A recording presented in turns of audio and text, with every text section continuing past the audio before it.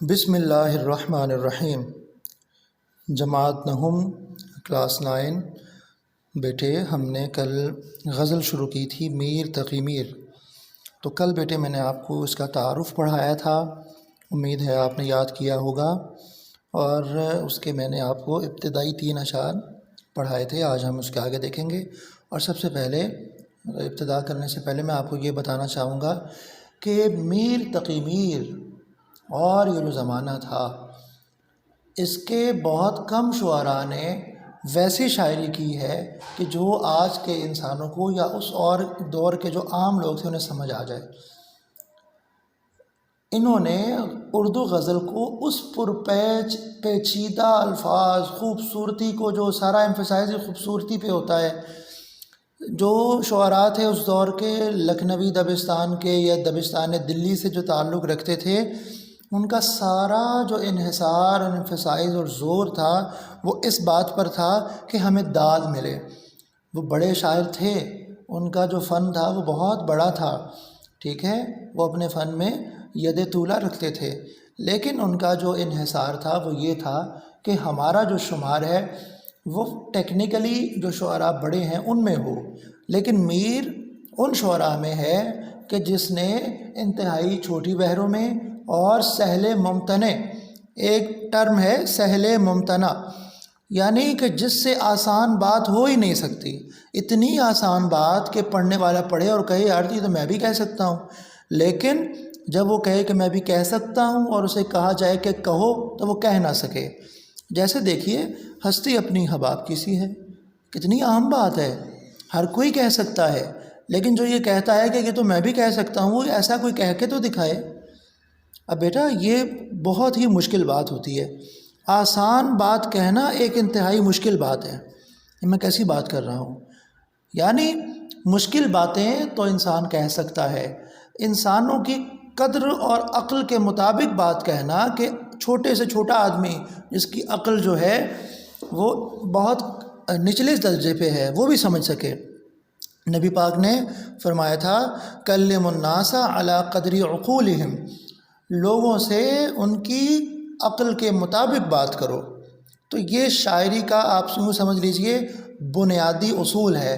شاعر وہ ہے کہ جو خوبصورتی کا تعلق تو خوبصورتی کا لحاظ تو رکھتا ہے، لیکن وہ بات انتہائی جو ہے آسان کرتا ہے۔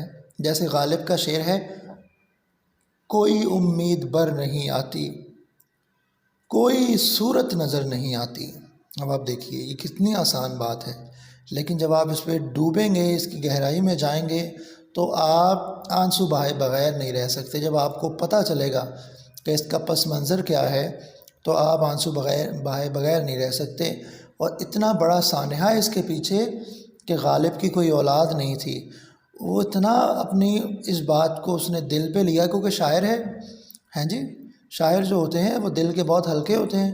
وہ جو دل کا ہلکا ہوتا ہے، مراد کہ جو تھوڑا سا جذباتی ہوتا ہے، چیزوں کو فوراً محسوس کرنے والا ہوتا ہے، وہی تو بڑی بات کہہ سکتا ہے۔ اب اس کی اولاد نہیں تھی تو اس نے کہا کوئی امید بر نہیں آتی، کوئی صورت سے مراد چہرہ، کوئی بچہ مجھے نظر نہیں آتا میرا۔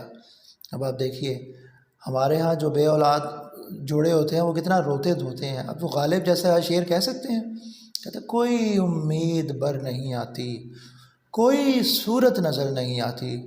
اب آپ اسے کہیں کوئی صورت نظر نہیں آتی، لیکن جب میں کہوں کوئی صورت نظر نہیں آتی تو آپ اندازہ کیجئے کہ یہ جو کوئی میں ہے کس قدر درد چھپا ہوا ہے۔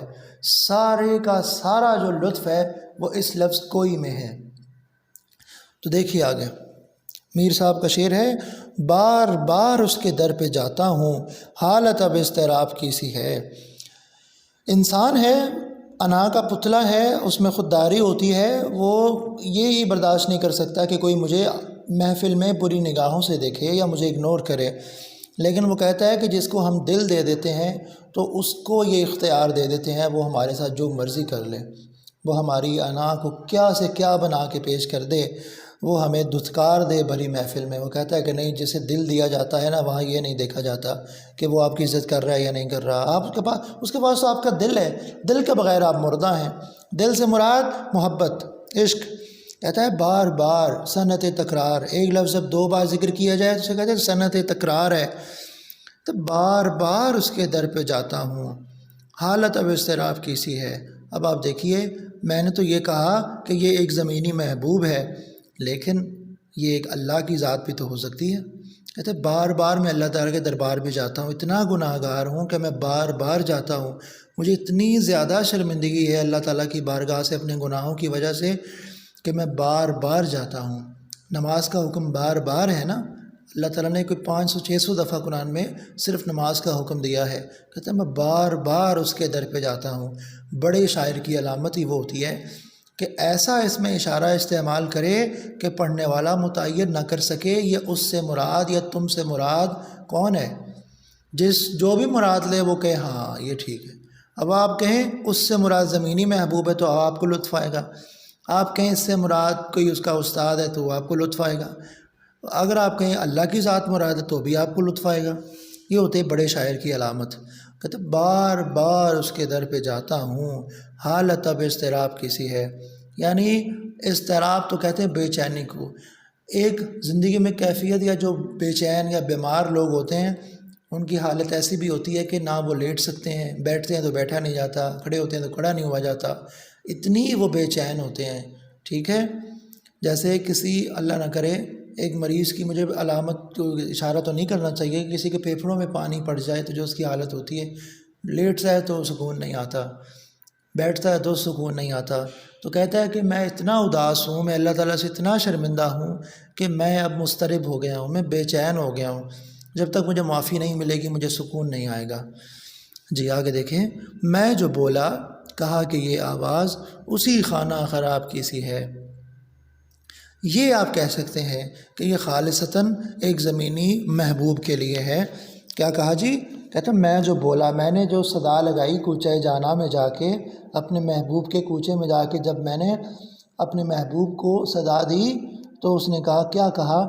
اسی یہ جو آواز ہے نا، یہ اسی خانہ خراب، خانہ جس کا گھر خراب ہے، دل خراب ہے، خانہ سے مراد دل، جس کا دل خراب ہے نا، جس کا دماغ خراب ہے، جو ہمیشہ میرے پیچھے پڑا رہتا ہے کہ مجھے اپنا جلوہ دکھا، یہ مجھے لگتا ہے کہ اس جیسی آواز ہے۔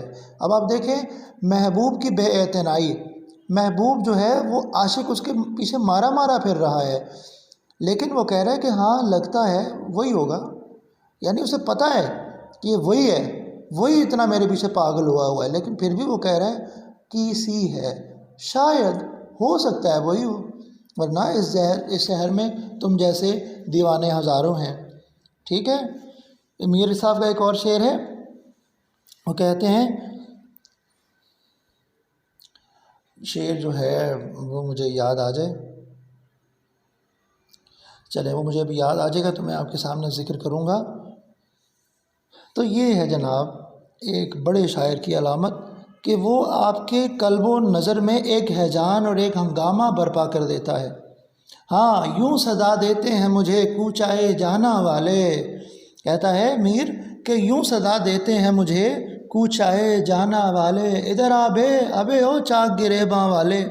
دیکھیے اب اس نے یہ جو دلی کا محاورہ تھا کہ جب دور سے ہم کسی کے پاس ادھر آ ادھر آ ادھر آ، تو یہ دیکھیے ابے او چاک گریباں والے، یہ نہیں اپنے نام سے نہیں بلا رہا کہ اے میرے عاشق، کہتا ہے ابے جس نے اپنا کرب کی وجہ سے اپنا گریبان پھاڑ لیا وہ ادھر آ تو۔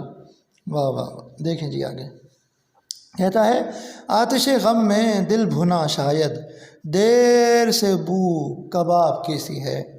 ٹھیک ہے جی، منہ میں پانی تو نہیں آ گیا بیٹا؟ کہتا ہے غم کی آتش، غم کی بارش نے بھی تیرے نقش کو دھویا نہیں، تو نے مجھ کو کھو دیا میں نے تجھے کھویا نہیں، نیند کا ہلکا، جی وہ شعر مجھے بھول گیا، وہ بھی یاد آ جائے گا۔ اشعار ایسے ہوتے ہیں، وہ کوئی لفظ کلک کرتا ہے تو شعر یاد آ جاتا ہے، تو ابھی مجھے وہ شعر یاد آ جائے گا، میں آپ کو سناؤں گا۔ غم سے مجھے وہ شعر یاد آ گیا تھا، آتش غم میں دل بھنا شاید، دیر سے بو کباب کی سی ہے۔ کہتا ہے کہ غم کی وجہ سے، محبوب نے جو مجھے غم دیا ہے اس کی وجہ سے جو میرا دل ہے وہ بھن گیا ہے۔ نبی پاک علیہ السلام کی جب رحلت ہوئی تو حضرت ابو بکر صدیق رضی اللہ تعالیٰ عنہ کا جو دل تھا وہ جل گیا تھا ان کی جدائی کی وجہ سے، تو طبیب کو بلایا گیا تو اس نے کہا یہ تو دل ان کا خراب ہو گیا ہے. تو وہاں سے استعارہ لیا کہ محبوب جدا ہو جائے تو دل جل جاتے ہیں، دل بھن جاتا ہے. ٹھیک ہے. تو وہ کہتا ہے تو حضرت ابوبکر صدیق کے جب طبیب کو بلایا تو اس نے کہا کہ اب کیا ہوگا؟ تو حضرت ابوبکر صدیق نے کہا کہ خدا جو کہتا ہے کہ جو چاہتا ہوں میں کرتا ہوں. ان ربک فعال لما یرید، تمہارا جو رب ہے جو چاہتا ہے کر دیتا ہے. تو یہ تھی جناب ایک فراق کی کیفیت. حضرت بلال حبشی رضی اللہ تعالیٰ عنہ جب رسول اللہ کی رحلت ہوگی آپ نے مدینہ چھوڑ دیا اور آپ شام چلے گئے کہ جب میں اذان دیا کرتا تھا تو میرے محبوب کا چہرہ، نبی پاک کا چہرہ میرے سامنے ہوا کرتا تھا. اب میں کس کو دیکھ کے اشہد ان محمد رسول اللہ کہوں گا؟ تو حضرت امام حسن اور امام حسین علیہ السلام جو کہ رسول اللہ کے شہزادے تھے، انہوں نے جب ریکویسٹ کی، ہاں سب سے پہلے یہ ہوا تھا کہ نبی پاک علیہ الصلوۃ والسلام حضرت بلال حبشی رضی اللہ تعالیٰ عنہ کے خواب میں آئے اور نبی پاک نے یہ کہا کہ بلال اتنی دیر بھی کیا بے اعتنائی ہے، ہم سے اتنے جدا ہو گئے ہو. تو حضرت بلال اسی حالت میں مدینہ شریف تشریف لائے اور امام حسن اور حسین نے جب ان سے کہا کہ چچا آپ ہمیں اذان نہیں سنائیں گے، تو سارے مدینہ والوں کے کہنے کے باوجود انہوں نے اذان نہیں سنائی تھی. لیکن جب حضرت امام حسین اور امام حسن نے کہا تو حضرت بلال نے اذان دی تو سارا جو مدینہ تھا وہ نبی پاک کی یاد میں بے قرار ہو گیا تھا.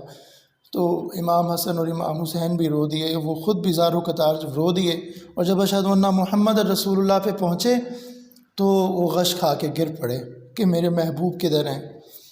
تو بیٹا یہ کائنات ہے عشق کی، یہ بڑی مقدس کائنات ہے جس کا اظہار صرف آنسو ہوتے ہیں.